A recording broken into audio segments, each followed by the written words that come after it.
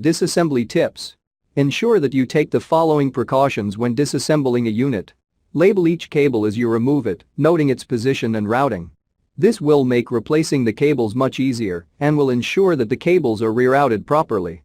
Keep all screws with the component removed, if applicable. The screws used in each component can be of different thread sizes and lengths. Using the wrong screw in a component could damage the unit. If the unit contains light-sensitive components such as motherboard, memory module, CPU, hard disk drive, graphic card, store the component in its original ESD packaging to avoid damage.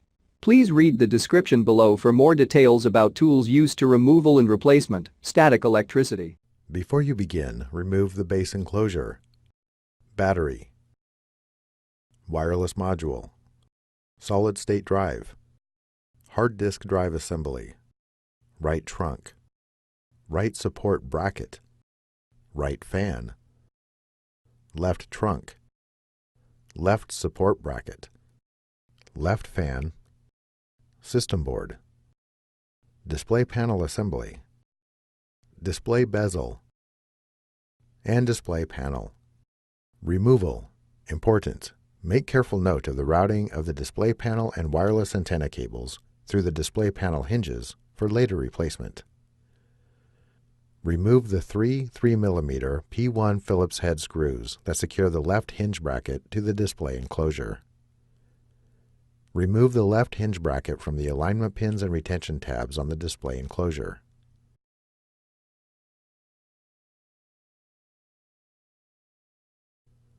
The right hinge bracket is removed in the same manner.